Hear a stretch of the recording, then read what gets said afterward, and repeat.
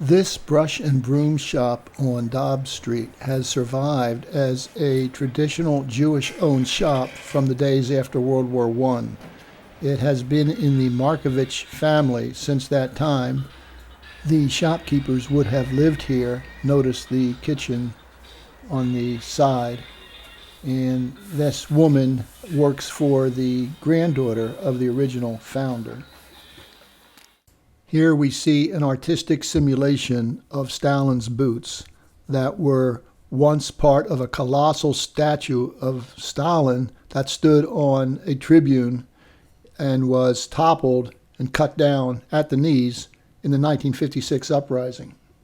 And there is a statue of Marx and Engels. And on the left side there is a statue of Lenin.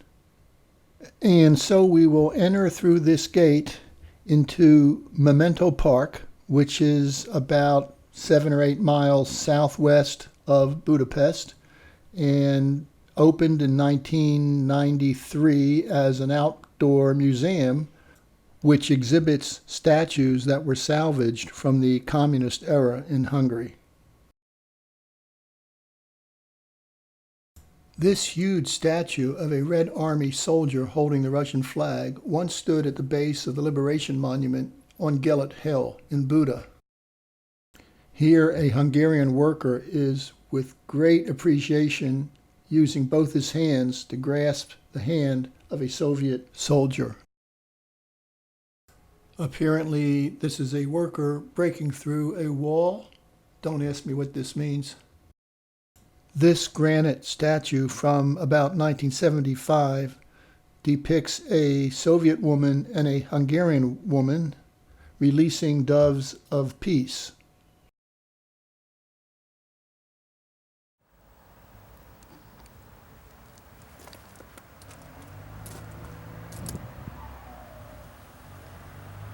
Hungarian worker and Soviet soldier.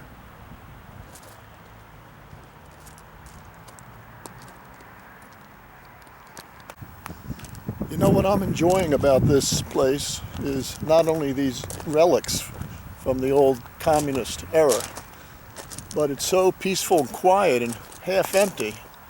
It's nice to get away from all the verdammte tourists that are flooding Budapest.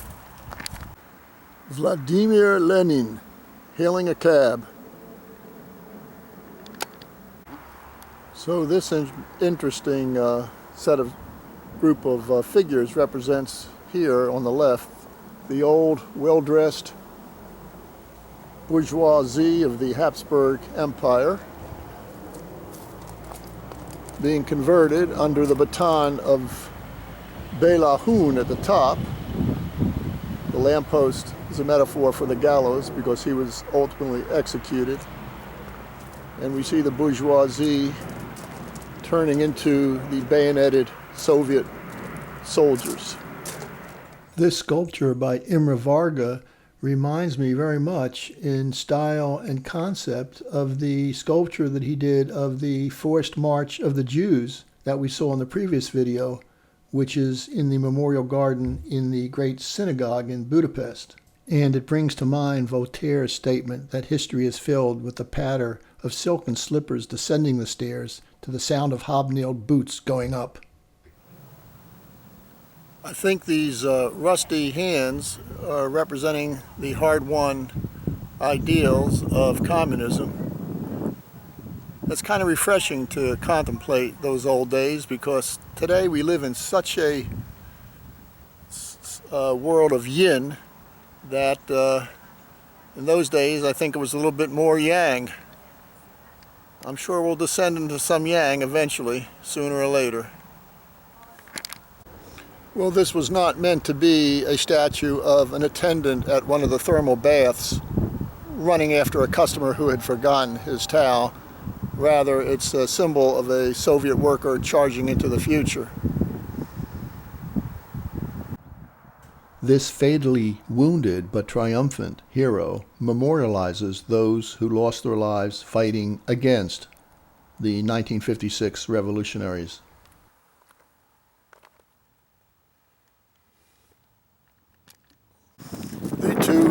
Soviet heroes behind me once flanked the road going out of Budapest to Lake Balaton, which is where I will be going tomorrow.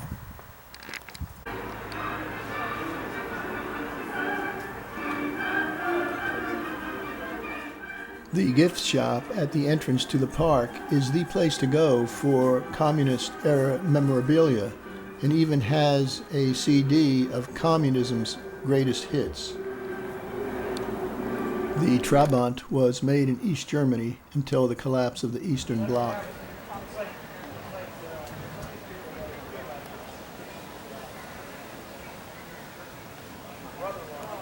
So it's a beautiful day here up on Castle Hill in Buda, and I'm hungry. And right across the street from this little park was a supermarket, so I got a late lunch. Grapefruit, soda, a couple rolls, nuts, and a banana. Saint Istvan was baptized in the year 1000 and became Hungary's first Christian king. He beheaded those who would not convert to Christianity, and yet somehow he still managed to become a saint. I guess by now you've figured out that I'm a dog lover. Fisherman's Bastion was built at the end of the 19th century to celebrate the 1000th birthday of the Hungarian state. It was designed to offer panoramic views of the city, as well as to be seen from the other side of the Danube. The structure was designed to feel like a medieval castle, but not to be one. Real castles obviously do not have viewing stations and arcades and windows, etc.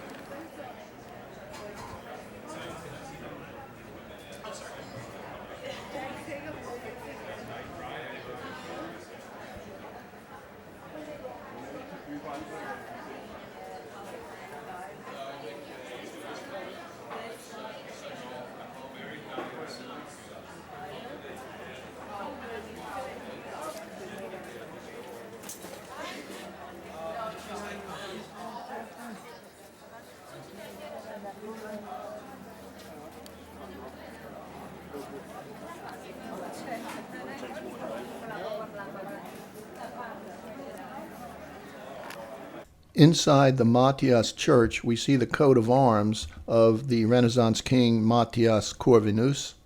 The two armored figures represent his mercenary black army.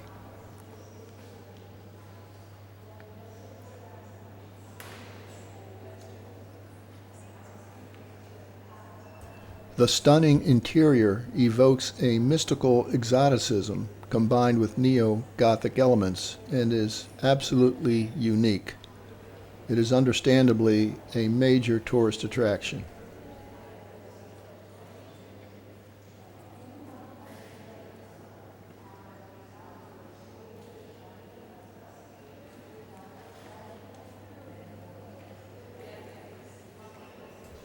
The Loreto Chapel houses the church's prized possession, a statue of Mary and Jesus from the year 1515. A decade later, the Ottomans entered Hungary and converted this church into a mosque, but locals were able to cover up the niche, thus concealing the statue, and so it survived. Notice how the walls are painted. The carved capital dates back to 1260 and is one of the oldest features in this church, showing two men holding a book. The flags you see were placed there for the coronation of Emperor Franz Joseph in 1867, and they have hung there ever since. This is the tomb of Hungarian King Béla III. There is only one other surviving royal Hungarian tomb in Hungary, and that is in Tihany, where in fact I will be going tomorrow. The main altar is part of the complete reconstruction of the church that was done in the late 19th century. Floating above Mary's head is a full-size replica of the Hungarian crown, which was brought there by foot from Rome in the year 2000. The actual crown is displayed in the Parliament building. This exhibit is dedicated to Queen Elizabeth, affectionately known as Sisi by Hungarians. She was considered to be a very beautiful woman. Franz Joseph and Sisi were crowned King and Queen of Hungary in 1867 in this church. ¿En Alemania se quedan o se van ya? 3 días más nos quedamos. Volvemos el viernes en realidad, viernes a la noche volvemos, y el martes de la mañana ya nos volvemos a Argentina. The Roosform Cafe is the oldest in Budapest, dating back to 1827.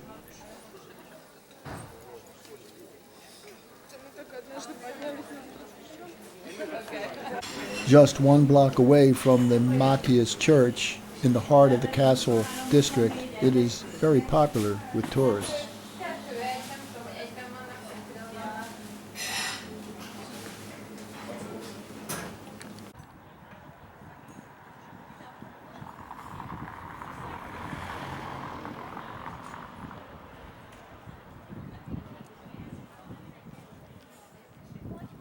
This war hero's horse has a special distinction. Rubbing its private parts is supposed to bring good luck. It certainly has brought a shine. Before an exam, local students will rub these for good luck. I guess that's an example of going balls out. So it's evening on the Great Boulevard, and across the street has to be maybe the most spectacular cafe in the world, the New York Cafe. It was built in 1894 by an American insurance company. In the early 1900s, the place was frequented by artists, musicians, writers, or at least those who could afford an expensive cup of coffee.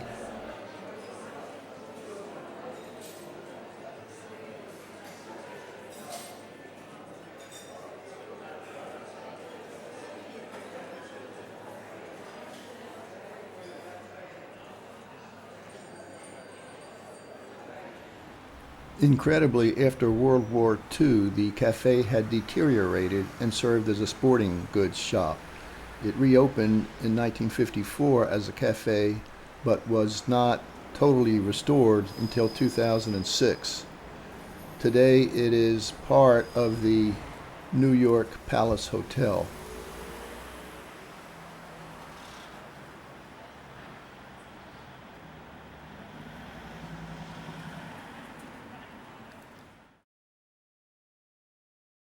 The next day, I traveled by train to Lake Balaton, in particular to the village of Tihany on its northern shore. You can see that the village sits on a peninsula that juts out into the lake. Well, after an ordeal getting to this town of Tihany on Lake Balaton, I finally arrived.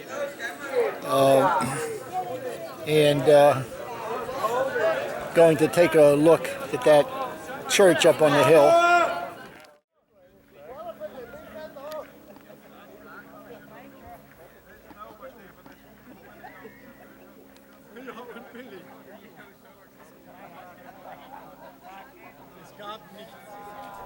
This site affords the best view of Lake Balaton.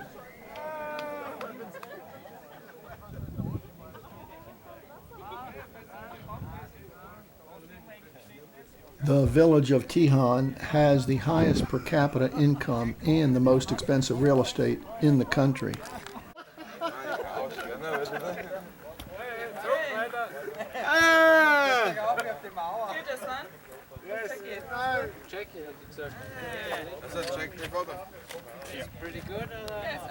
This is quite a hilly town. Don't come here if you're not in good fitness, cardiac-wise.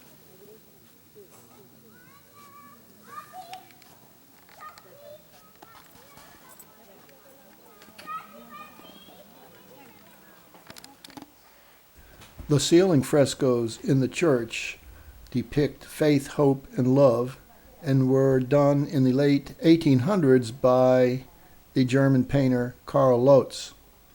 The church is part of the Benedictine monastery, which was established in 1055 by King Andrew I, who in fact is buried here.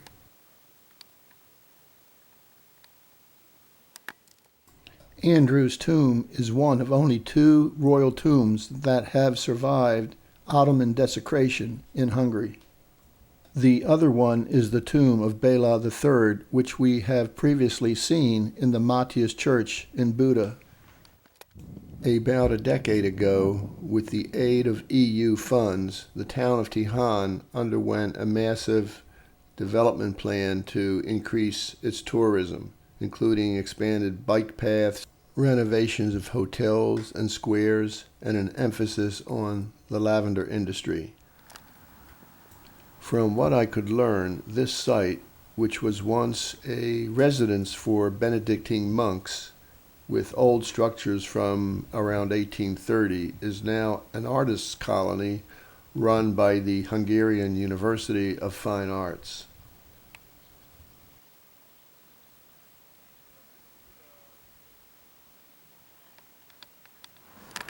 So it's about 7 o'clock here in Tihany, and I am looking for a place to eat. It seems so quiet, deserted. Very quaint town, though.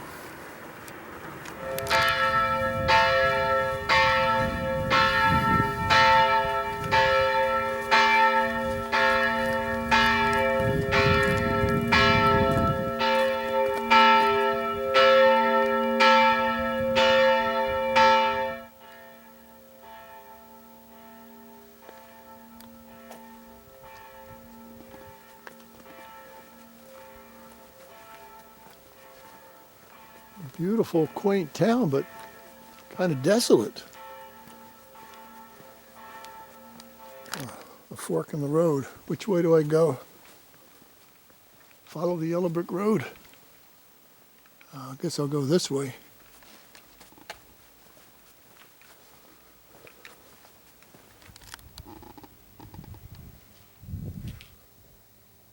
Okay, I read about this place on the internet as a good restaurant. But I swear by all that's holy that it's closed. What the?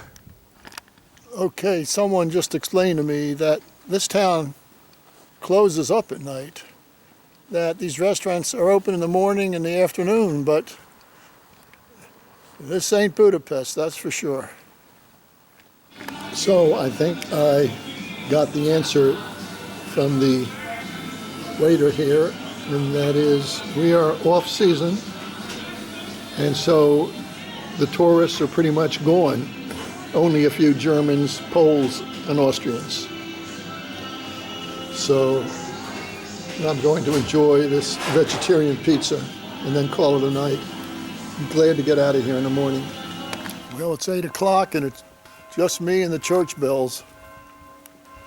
Going to wend my way back to the hotel, down a bunch of steps, and have breakfast in the morning and get out of here. Well, I finally arrived in Eger this evening after another all-day ordeal getting from Lake Balaton. So I was able to get to a supermarket just before it closed and find my room finally. So it looks like it'll be an interesting place to see in the morning.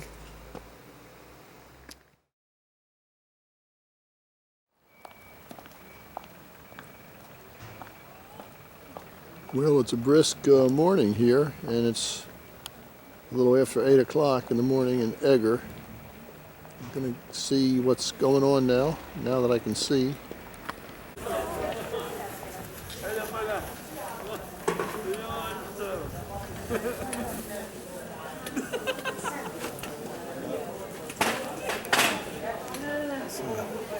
Obviously a market here.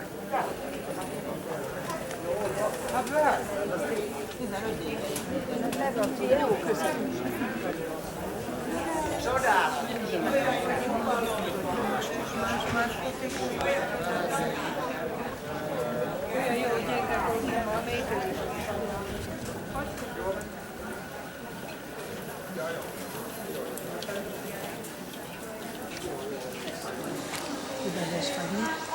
Nem, csak már ilyen fáradt is, meg ilyen minden.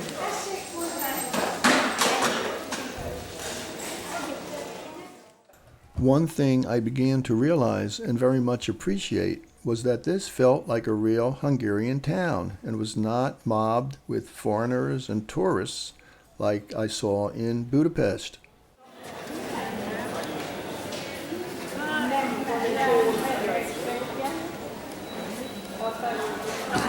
So when you go to the upper level here at this little market in Eger,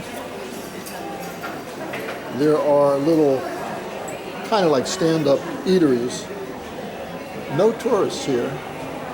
And I had a cappuccino and what appeared to be some kind of a potato biscuit.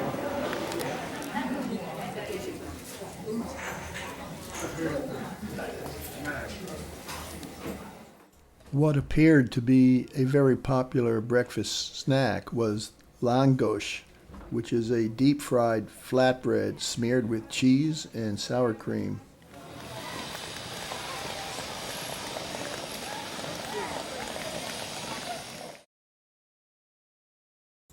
The Eger Cathedral is the second largest church in Hungary. It was built in the 1830s. The neoclassical facade is painted a Habsburg yellow.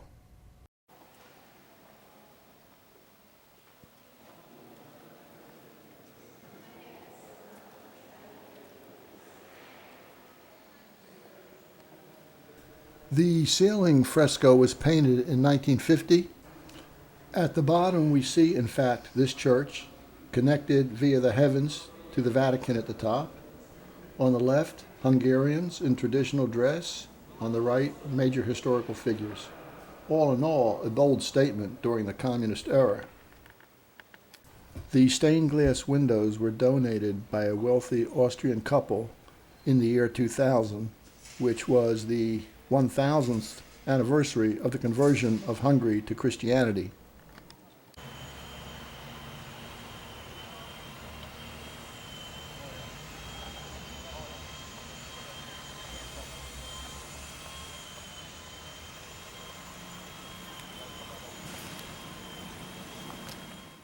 Inside the Lyceum building, I climbed quite a few steps and reached this outdoor terrace, which afforded nice views of Eger and the surrounding region.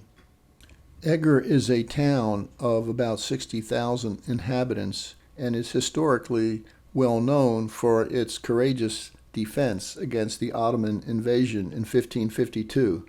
Of course, in those days, there was no EU pressuring them to accept globalist policies. It's also located in the wine region that produces the acclaimed bull's blood wine. Here we see some Italian sculptures on the facade of the cathedral.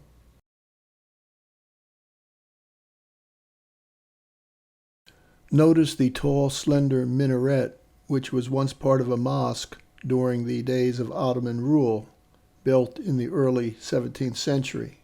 Inside it, one can climb 97 steps leading to a balcony. The Lyceum has a very rare and original camera obscura from 1776. It also has this museum, which exhibits an extensive collection of old microscopes and cameras and movie cameras.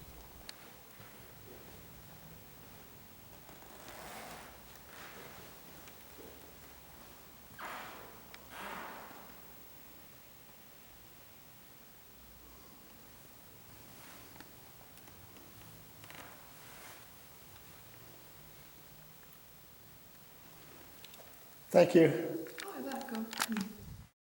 The Miracle of the Roses is a story associated with Saint Elizabeth of Hungary, who lived in the early 1200s. Once, while secretly carrying bread from the castle to distribute to the poor, she encountered her husband in a hunting party, who asked her what was under her cloak. She opened it, and roses fell out, thus proving that she had the protection of God. Here we see the 18th century Archbishop's Palace, recently restored.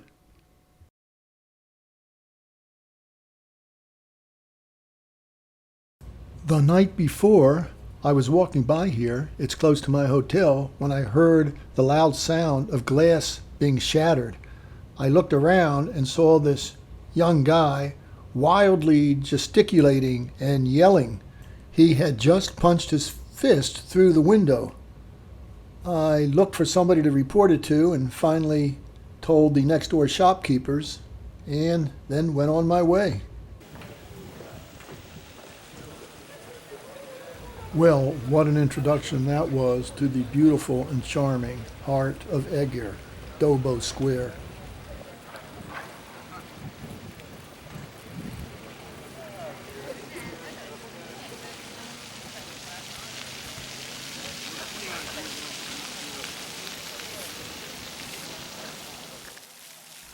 The Minaret church facing Dobo Square is considered to be the most beautiful Baroque church in Hungary. Next to it, the building on the right, is the town hall, and to the right of that is an old-fashioned pharmacy.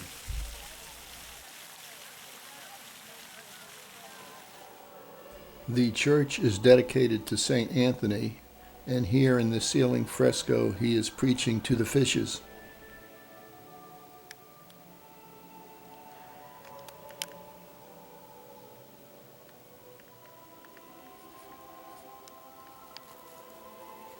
The hand-carved pews are the work of a single individual around 1770. Notice that each one has a different motif.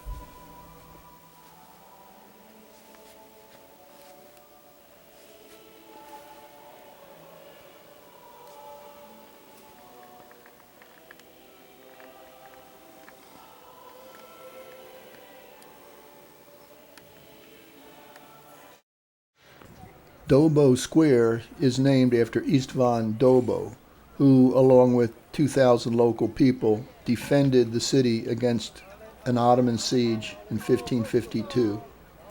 At his feet, a local woman is hurling a pot full of hot tar down on the invaders.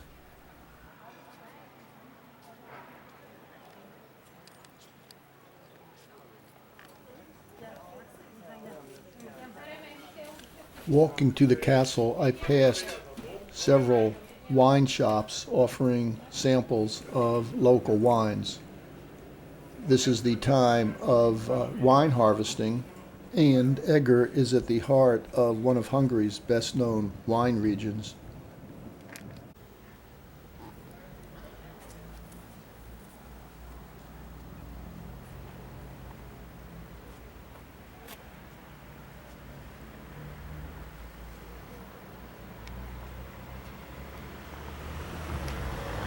There is the castle. Just outside the gate to the castle is this relief which depicts a landmark event in Hungarian history, the defense of the castle by about 2,000 local people against about 40,000 Ottomans who were finally repulsed after a siege of about 39 days. When I saw the admission prices, I noted the discount for seniors 62 to 70 and wondered, well, what am I? Do I exist? Am I a ghost?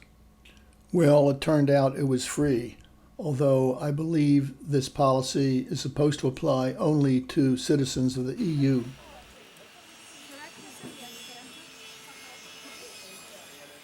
The school kids are waiting for a very popular snack. It's a chimney cake pastry which is baked over a rotisserie and then coated with various toppings. There are numerous exhibitions and museums on the grounds, as well as fine views of the surrounding town. Suleiman the Magnificent was the Sultan of the Ottoman Empire at the time of the siege in 1552.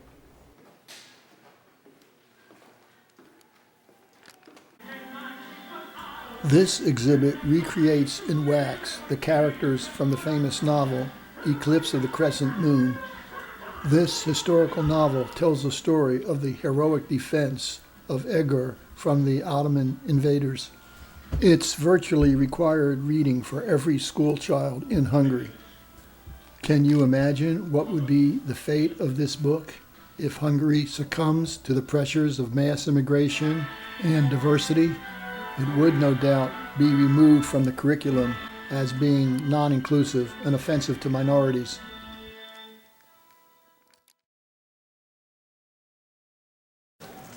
És hát utána pedig folytást fogunk a csőbe tenni, mert hogy a lőport nyílt színen csak lobban, zárt tér kell ahhoz, hogy robbanjon. Nekünk a zárt tért majd a papírtasak fogja megoldani. Dobóik idejében ez még lehetett bőrdarabok, kenderkút, levelek, bármi, amit le tudtak tuszkolni a puskacsőbe. Akkor kezdjük előről hatani. Megyet a szofádhoz! Serpenyőt is! Istennek nevében! Lövés! This fascinating building is in the organic architectural style and houses a state-of-the-art swimming pool, which we will be seeing a little bit later.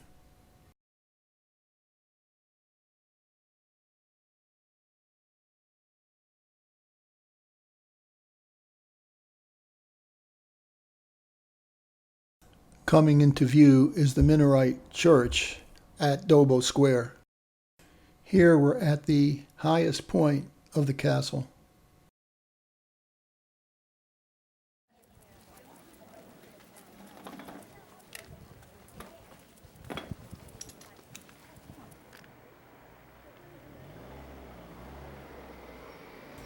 Eger Creek passes right through Eger and has picturesque bridges and paths for walking and bicycling.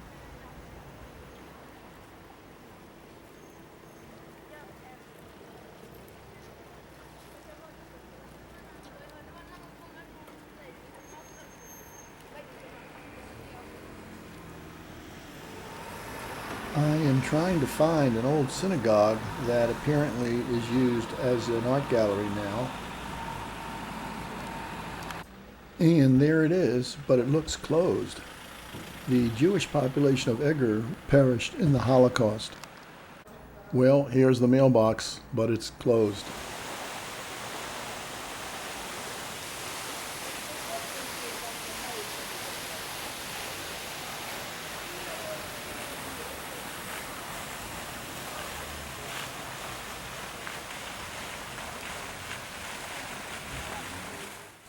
Here is the very modern swimming pool complex which we saw from the castle ramparts.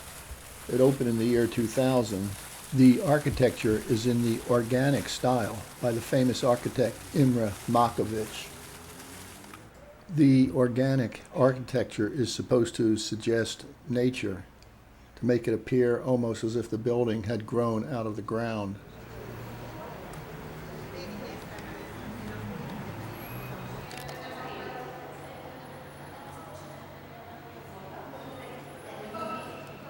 The pool is named after Aladar Bitsky, a champion swimmer from Eger, who devoted his later years to teaching young people the basics of swimming.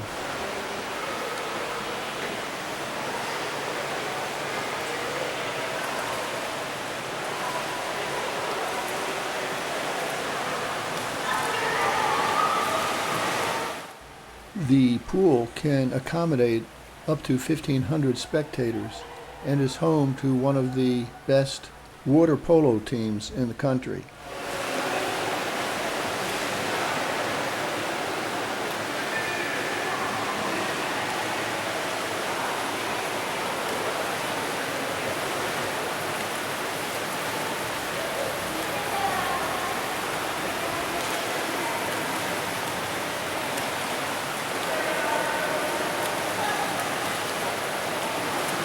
This was the architect and the father of organic architecture in Hungary.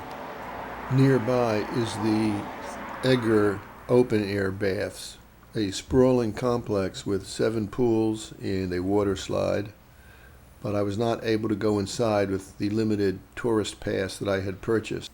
The water park and the adjoining thermal baths have become popular with foreign visitors, particularly from Poland and the Ukraine. This Turkish bath is connected to the other part of the thermal bath complex and has been here since the Turks constructed the building in the early 1600s.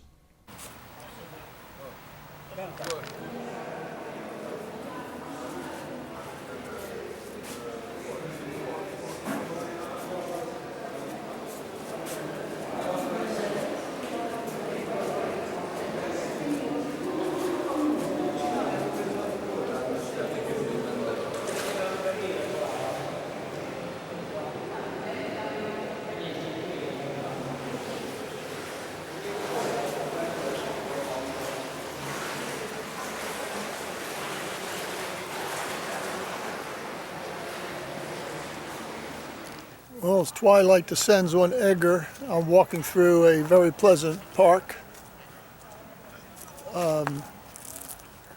This town of 60,000 people just seems about the right size. It's got everything I think one would want, and yet everything's very close. You can walk around it very easily.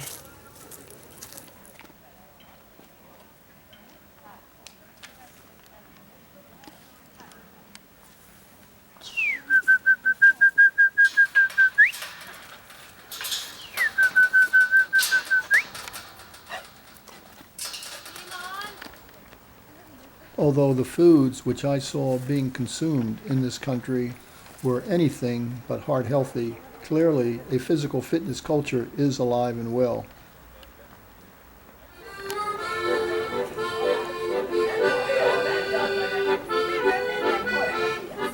I'm walking down Széchenyi utca, which is the main pedestrian walking street in Eger.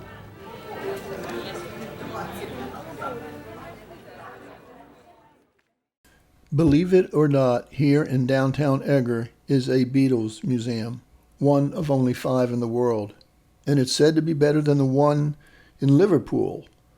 I arrived just when the museum was closing, but the proprietor was nice enough to let me come in anyway and do some filming.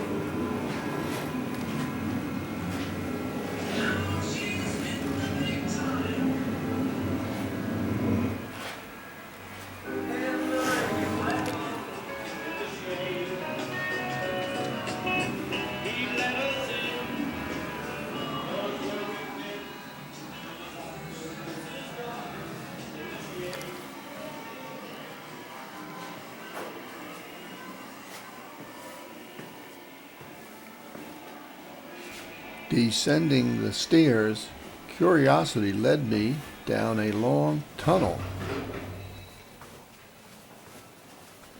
I did not realize it at the time, but I had entered an 18th century wine cellar, which now houses a museum, the Istvan Wine Museum. Oh, is this a restaurant? Sprichst du Deutsch? Ein bisschen, ja. Ein bisschen. Was möchtest du? Foto? Ja, weil ich war in der Beatles. Ja. Beatles Museum. This is here ein Restaurant. Das ist der Restaurant und Business Museum ist da. Aber schon geschlossen. I'm not sure I want to know what this place is.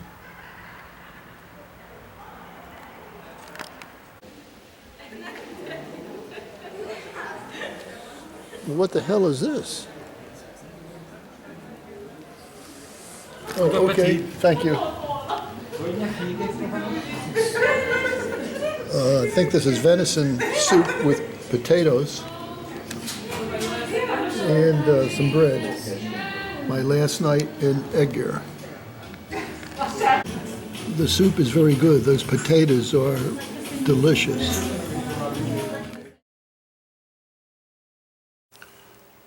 Well, it's another beautiful morning in Eger, and in a few minutes I'm going to head to the bus station and go back to Budapest. Let's see what the statue is over here.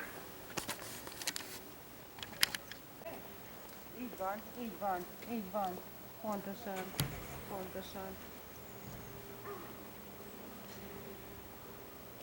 Well, this looks like a Turkish invader on the right, a Turkish man defending himself in the middle, whose turban has now fallen, and a Hungarian man, warrior defending his country.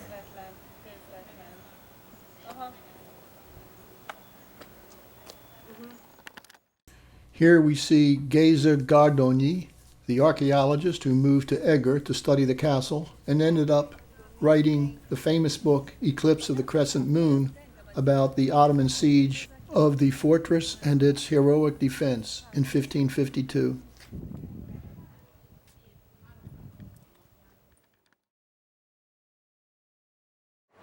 So I arrived in Budapest and my room is not ready for about 2 hours. So I wandered over here to the Holt Street Market, and I guess I just have to hang out for a while.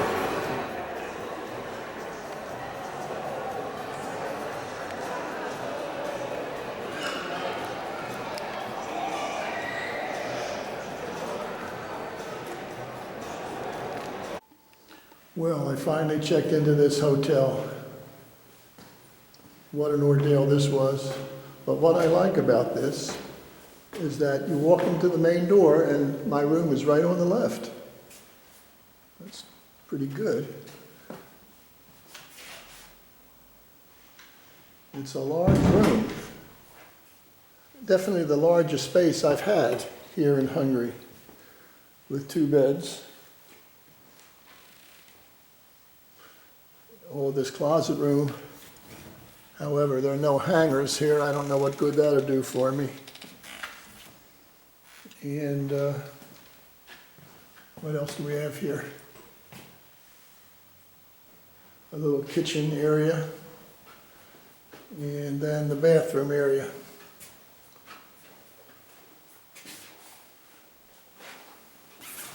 Huh. Well, gonna do the job. All right. I think I'm going to head to Buda now. Here we see the young poet Attila Yushev staring gloomily into the Danube River. Tragically, he died on a train track at the age of 32. His birthday is celebrated as National Hungarian Poetry Day.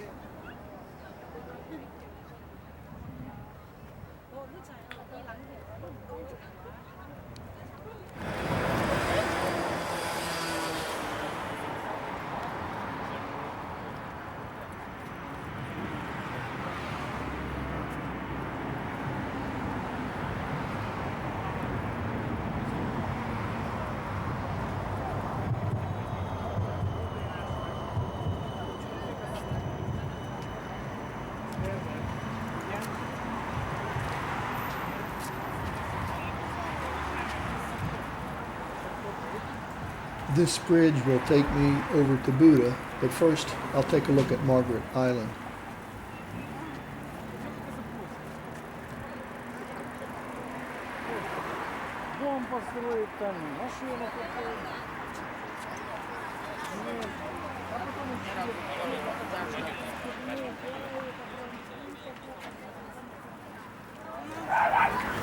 All right, let's check out Margaret Island here.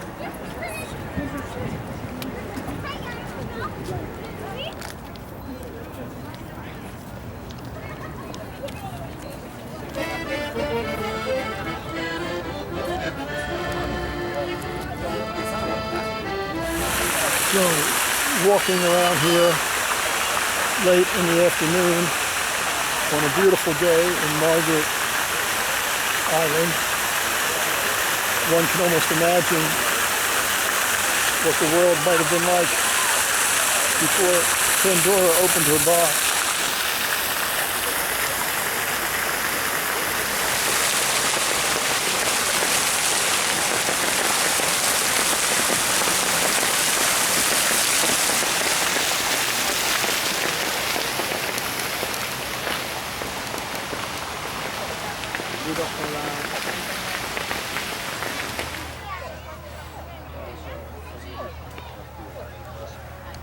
Walking along the Daniel today, I felt like just one little ant in a huge colony.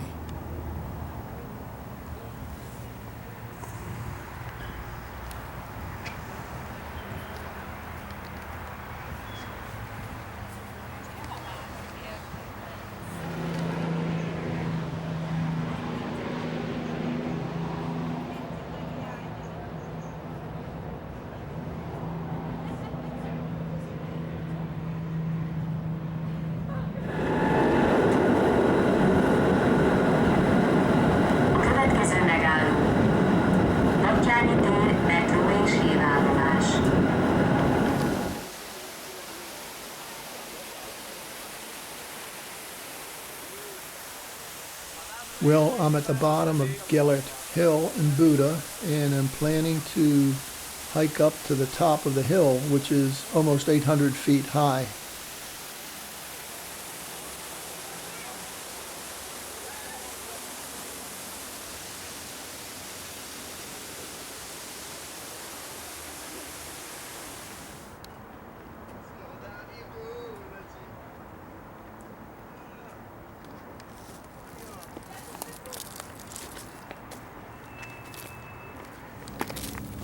Holy Christ. Oh, we're there.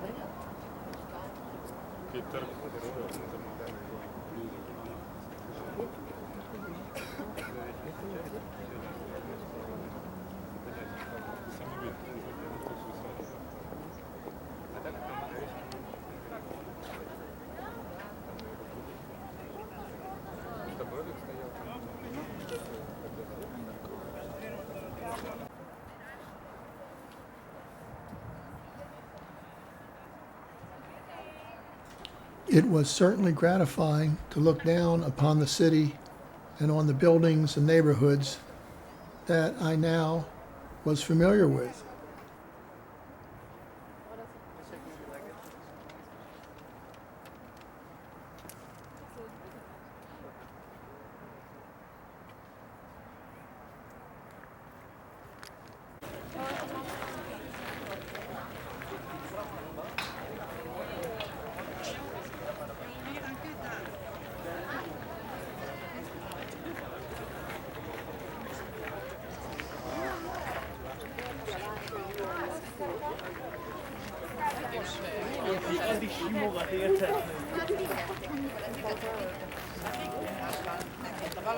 Gyertek, menjünk, mondja, hogy de jó, be lehet látni.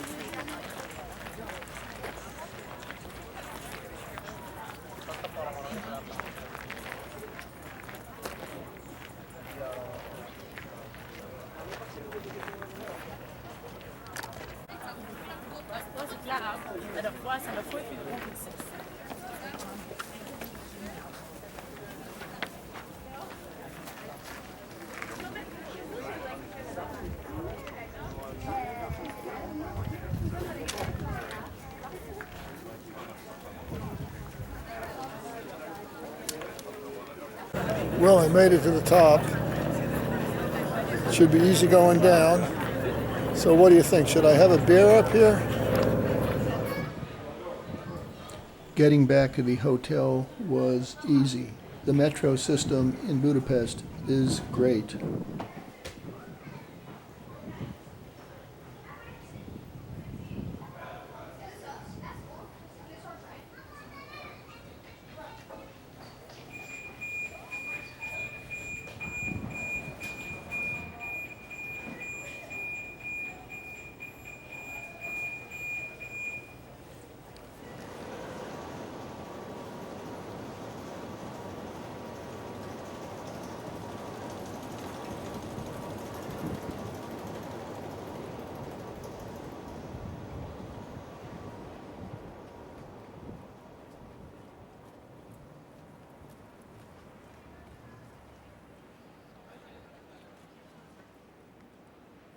That night I went out for a walk in a direction I had not been and came to this old train station on the Great Boulevard. The frontage of iron and glass on the facade was designed by the Gustave Eiffel Company of Paris. So we are back at Liberty Square and revisiting the Soviet War Memorial, which is dedicated to Soviet soldiers who fell during World War II. This is the last surviving Soviet memorial that remains in Budapest. The others were moved outside of the city into Memento Park, which we visited earlier.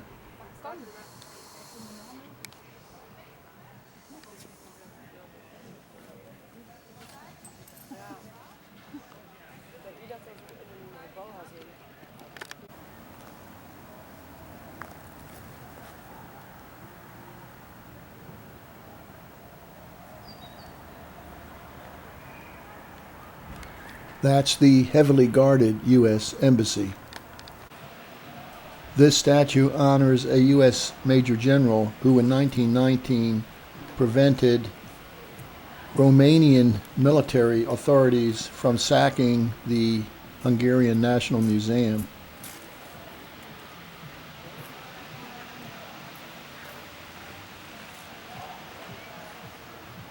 In the middle of the park is this pleasant open-air cafe. The German imperial eagle swoops down on Archangel Gabriel, representing Hungary, in this monument dedicated to the victims of the German occupation.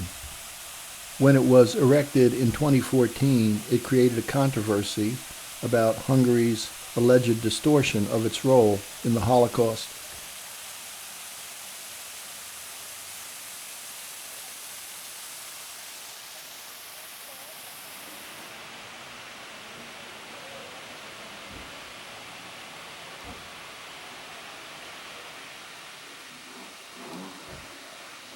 This is a 5-star hotel with quite reasonable rates. I have just stumbled into the Ethnographical Museum, which is free and located below a restaurant. This is an amazing place. I don't see any people in it.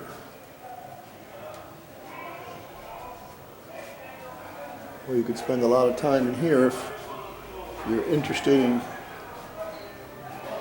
Hungarian culture over the last several centuries.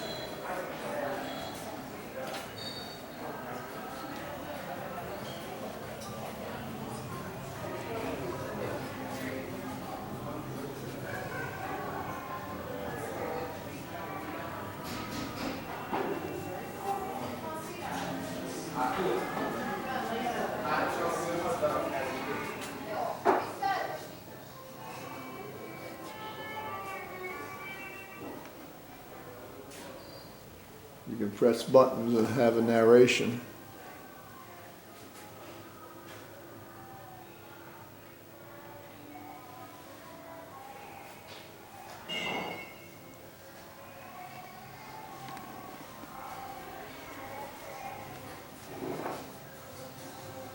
The old culture here was transformed, like everywhere, by the Industrial Revolution. Well, let's see. What have I not seen here?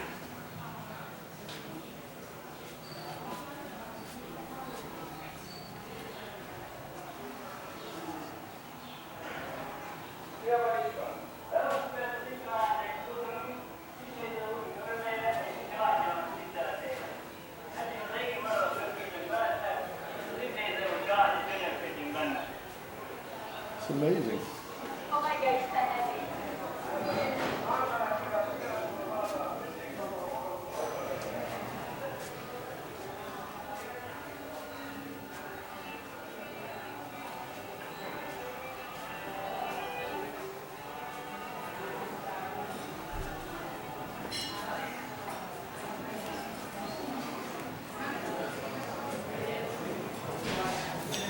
And we just leave this museum and we're in a restaurant.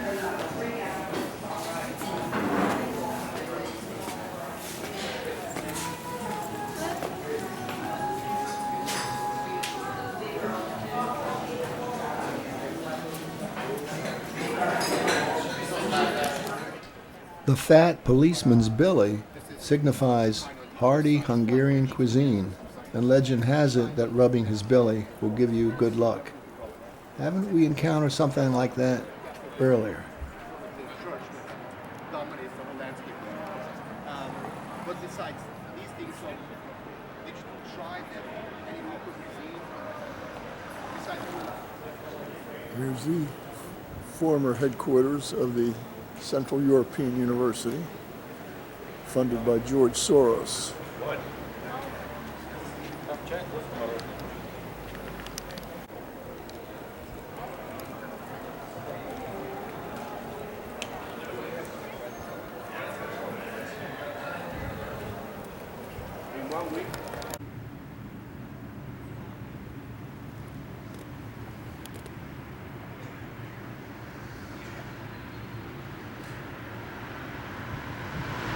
This is Gresham Palace, which is now a Four Seasons Hotel.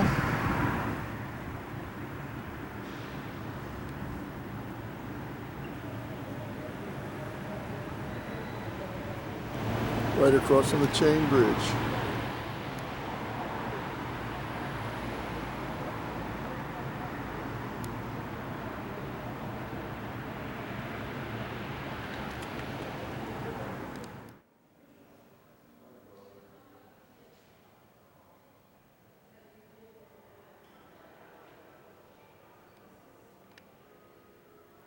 So this building was completed in 1906 and used as an office building and residence for the London-based Gresham Life Assurance Company. During the communist era, it had become decrepit and was used as an apartment building. In the early 2000s, it was extensively renovated as a luxury hotel with many of the original details meticulously restored. Today, you can book a room there for as low as about $400 a night.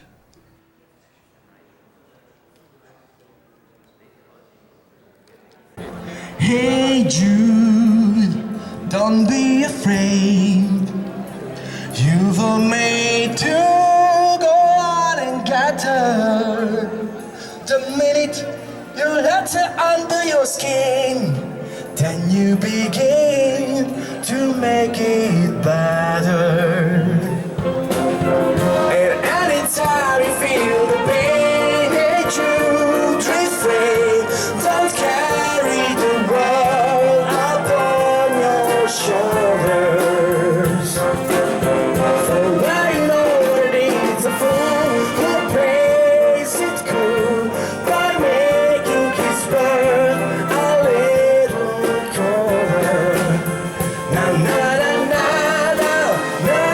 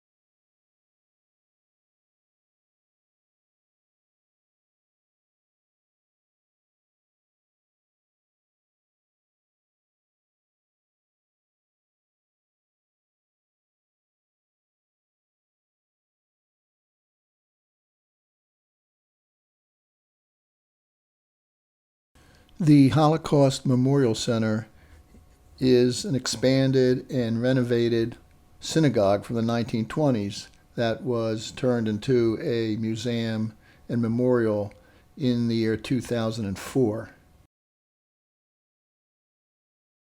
The glass memorial walls are dedicated to the over 500,000 Hungarian Jews who were murdered.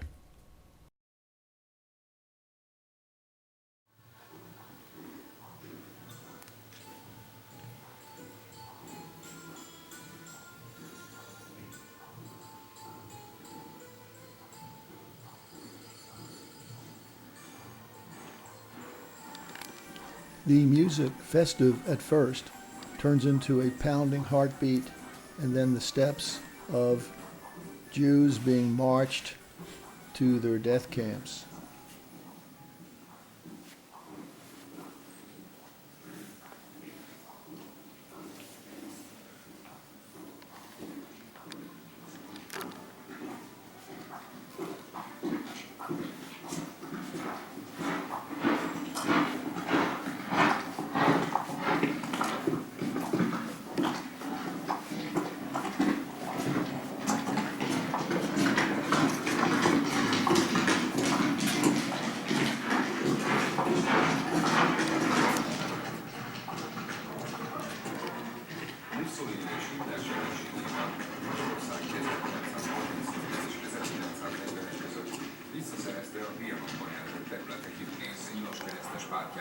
Az évtized végére már sok százezer híve volt.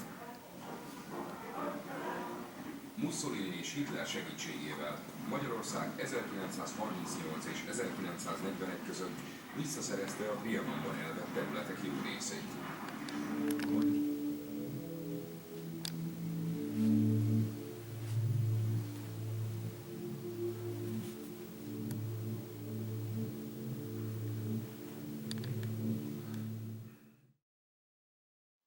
The synagogue is filled with glass seats. Each seat is etched with an image of a worshiper who once sat there.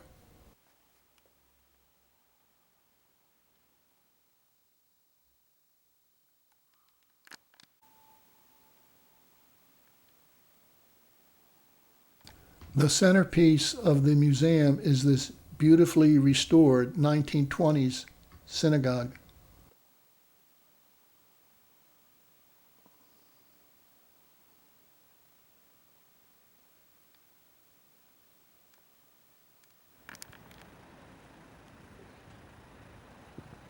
The Gellert Hotel was built in Art Nouveau style and opened in 1918. The complex includes a large outdoor swimming pool and thermal baths, which are fed from mineral hot springs in the surrounding Gellert Hill. The so-called magical healing waters were known for centuries and in fact were used by the Turks during the Ottoman occupation. Here we see the famous main hall built in Art Nouveau style.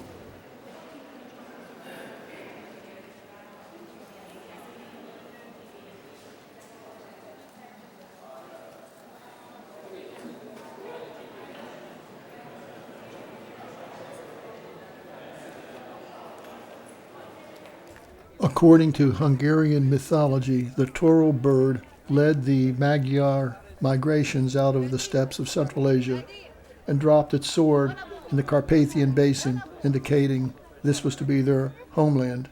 Anyway, we are outside the Royal Palace on the Buddha Hill, where there are numerous vantage points offering wonderful panoramic views.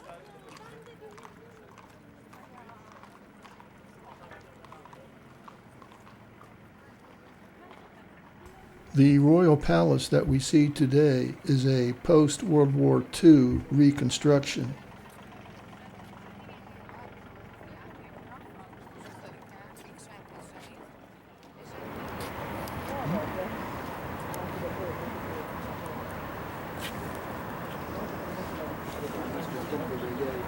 I'm glad I'm here in the off-season. I can't imagine this place when it's full of tourists.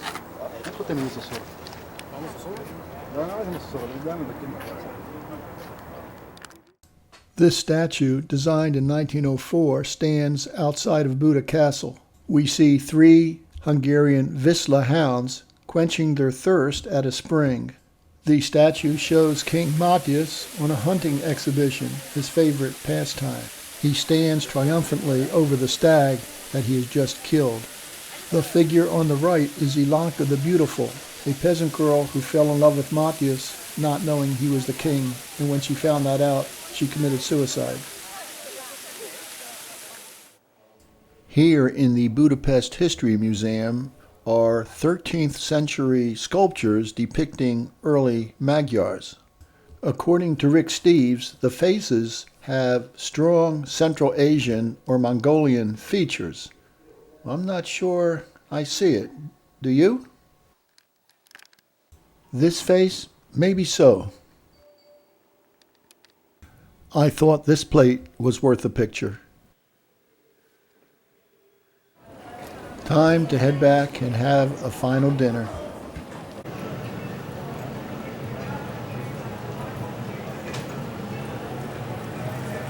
Well, it's my last night in Budapest, and I have nothing much more to do than eat dinner and go home and get a good night's sleep.